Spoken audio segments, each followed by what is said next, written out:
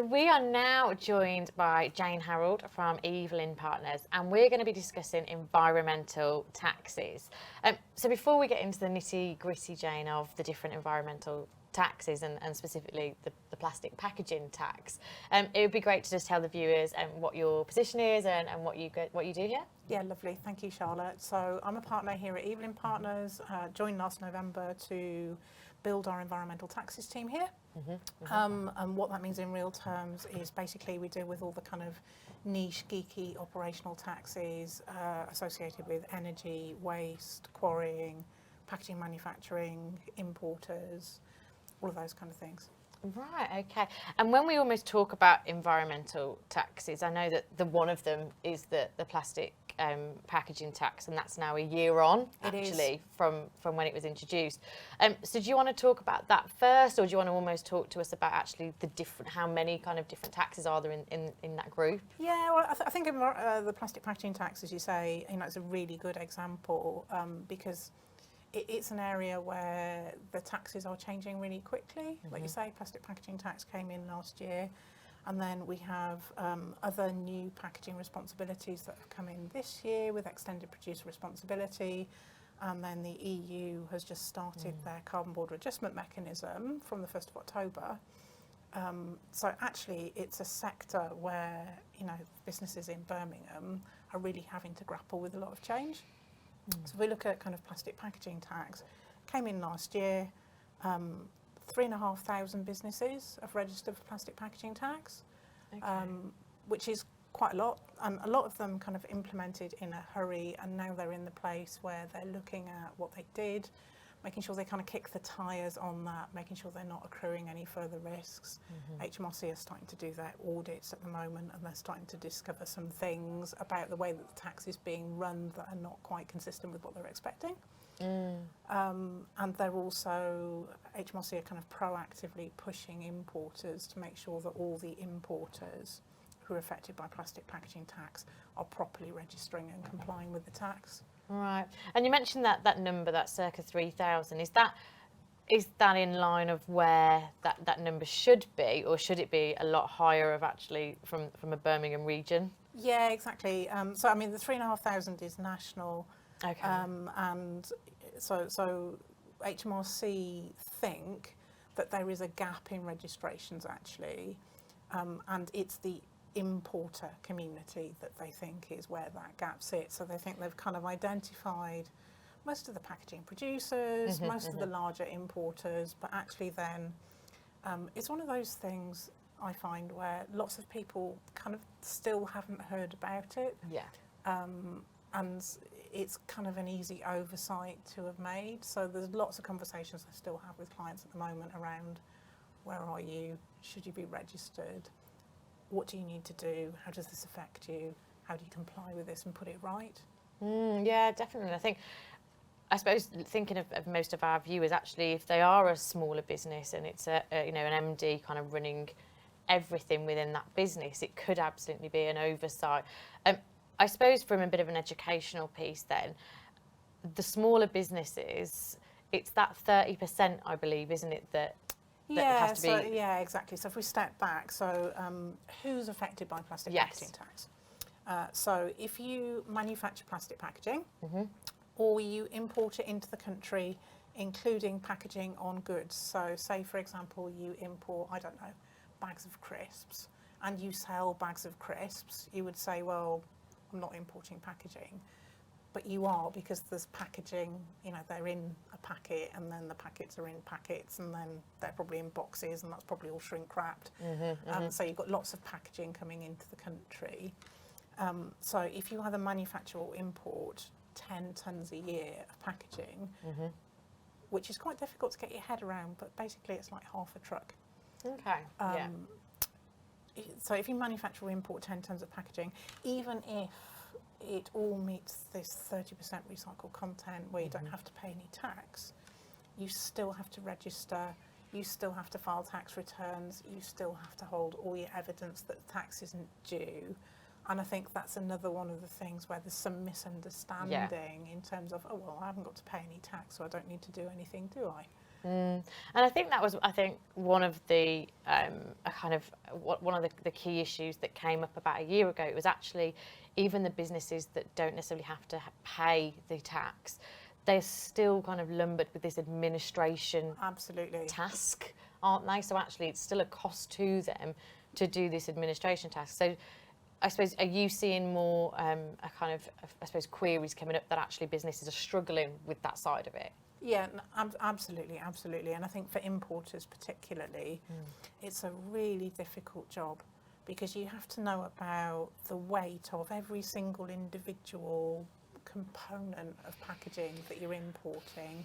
And if you've got thousands of products you're bringing in, each of those has got multiple bits of packaging, like a bottle is, say a bottle of drink is actually normally like 3 packaging components because it's the lid, it's the bottle and it's the label. Right, yeah. So you have to know the weight of those things, you have to know what they're made of, you have to know what the recycled content of each of the individual bits is. And that's a really, really hard job for importers, and generally they're reliant on their suppliers to give them that information as well. So my personal experience is that for importers, actually the cost of administration kind of grossly exceeds the amount of tax they're paying. And actually what lots of kind of the best clients are doing is they're kind of looking at their packaging supply chains, they're reformulating their packaging, they're looking to take plastic out of their supply chain, which is, driven by the tax in part, which it's supposed to do, and also driven by consumer demand. And they're also looking at the areas where they pay the most amount of tax and kind of looking at that and saying, okay, where are my opportunities? How do I reduce the burden that I'm experiencing within the business? Yeah, definitely, and we'll come on to the benefits and the positive sides shortly. But I suppose just going back to the fact that the impact, or should I say, the intention of the tax is always coming from the right place, but it's almost that delivery and the support element that almost seems a bit kind of fragmented when we look at things like this. So it's, I suppose, what support then is out there for smaller companies who are really struggling to get this information, especially the importers. Are there any kind of new legislation or laws that actually requires that at the other end, that's the kind of supply chain end, that actually now you have to declare in a more clear way before it even gets to the UK, just to kind of make our businesses then have this access to the information easily. Yeah, no, you're absolutely right, and it's one of the challenges with these types of kind of single stage taxes actually is, it's your problem as the importer, and of course the person supplying you with that information, actually there's no kickback on them if that information is wrong. Because, well, A, they're in a third country, and HMRC's got no rights over them. B, it's your personal tax obligation. You're the one who's getting your tax right or wrong. So you kind of need to be really careful about making sure. Lots of my clients, for example, because they're not sure about the quality of the evidence they get from their suppliers, say, about recycled content, what they do is they kind of look at that and say, well, I have to make a tax decision here. I either put it on my tax return and say, yes, it meets the 30% recycled content threshold, I don't owe any tax on that stuff, or I say, I'm not very happy that HMRC are going to accept that evidence if they ask me for it, so I will choose to voluntarily pay the tax on that, even though I've got evidence, because actually from a conservative tax risk management perspective, that's a better position for me to be in. I don't want to have an error in my tax return. I don't want HMRC to think that my risk is greater than it is, which will bring more scrutiny in other areas. I don't want to be exposed to potential penalties for getting it wrong. I would prefer to potentially pay more tax than I should be because I'm uncomfortable with the supporting evidence that I've got. Yeah, and it's unfortunate that when something like this is introduced, a lot of the time it then gets put onto the consumer. That increase then gets put onto the consumer, which doesn't tend to sit well within the region. I suppose before we go on to the benefits, you just touched on that point about almost the repercussions. So now we're a year on from this being introduced. what are those risks to businesses that maybe should have been paying tax or should have been registered that still aren't? Because there may be people listening or watching within the region that actually now, from some education, realise this is actually affecting our business, or this will affect us. Yeah, absolutely.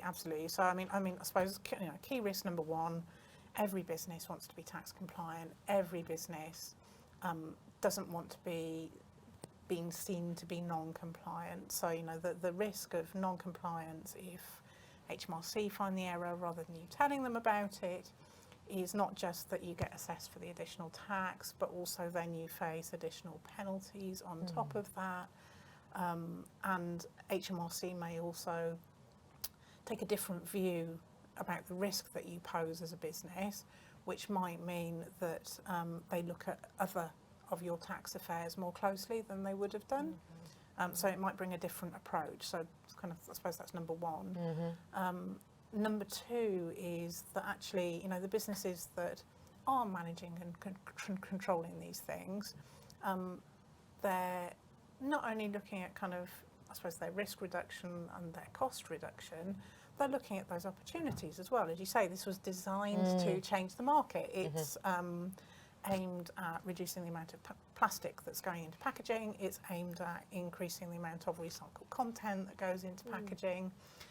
So the businesses that are identifying it and looking after it, they're looking at their packaging, they're looking at their supply chain, they're trying to mitigate that, and they're taking advantage of those opportunities. So if you've not been in that position, you potentially find yourself in a higher cost position, especially if you can't pass it on. You find yourself with a retrospective tax assessment. You've already sold the goods. You can't go back to somebody and say, "Oh, those things I sold you. Well, I should have had some extra plastic packaging tax on that. Thank you." Yeah. It's too late. So that's a cost to the business that comes out of your own pocket. And I think the idea is the intention is good, and it's not only good for businesses to look at what they're doing and to be more innovative, but actually I think the idea is to change the way that us as consumers think and shop as well, isn't it?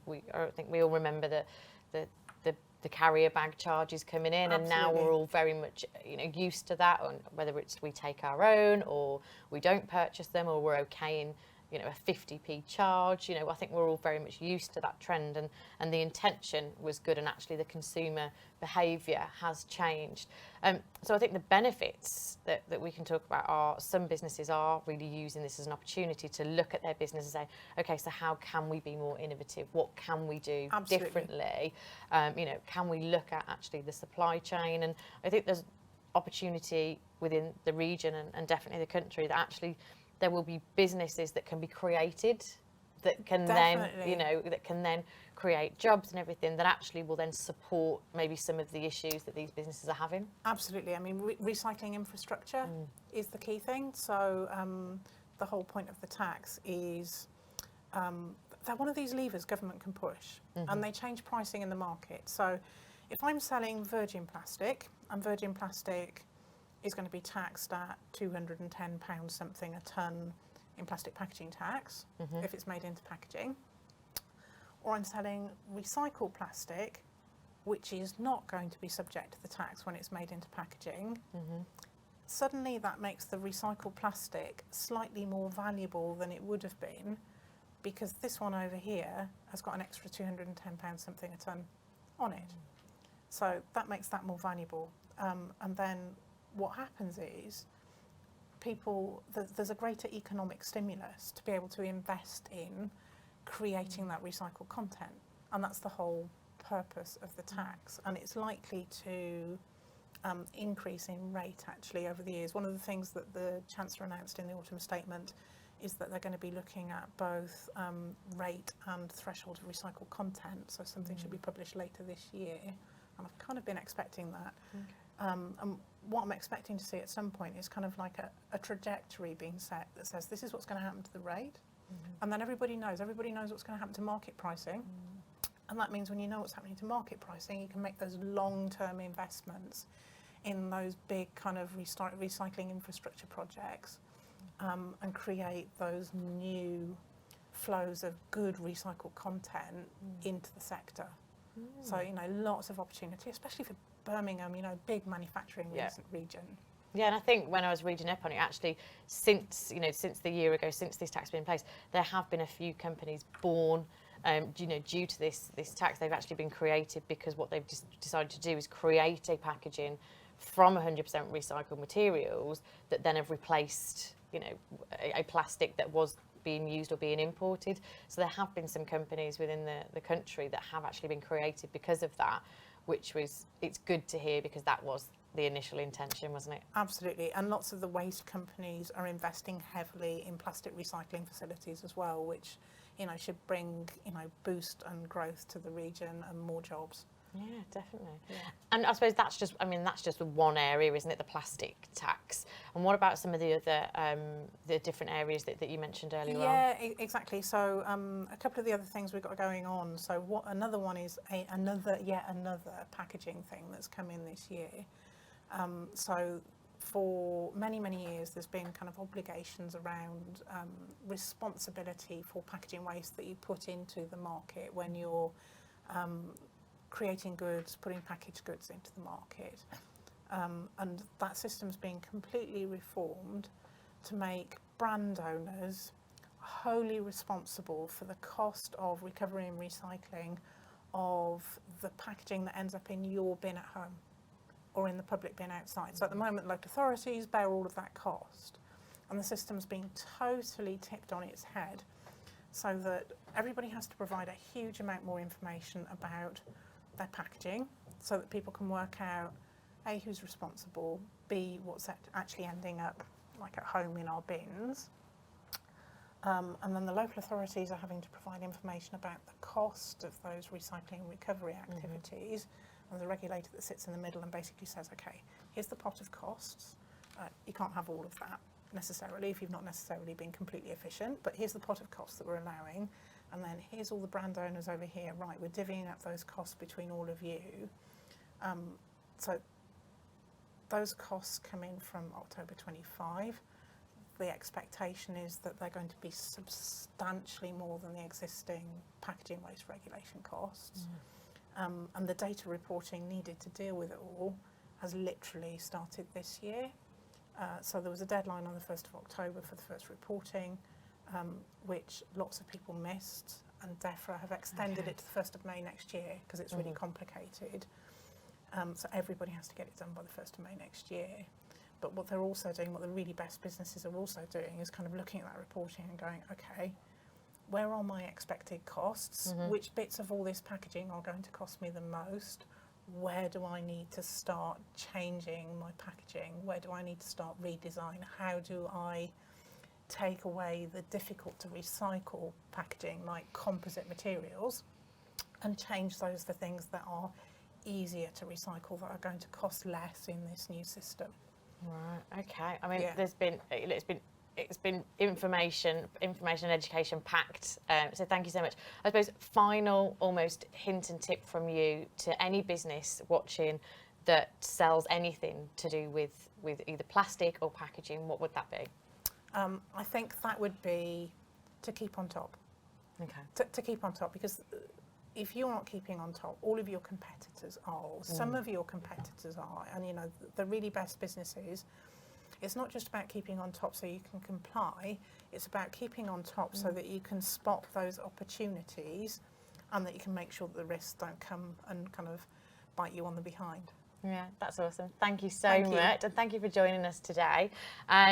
Right, that is it for today. Thank you for tuning in. We will be back in the new year with some new exciting shows. But before we forget, don't forget to watch Who's in Our 90 Seconds.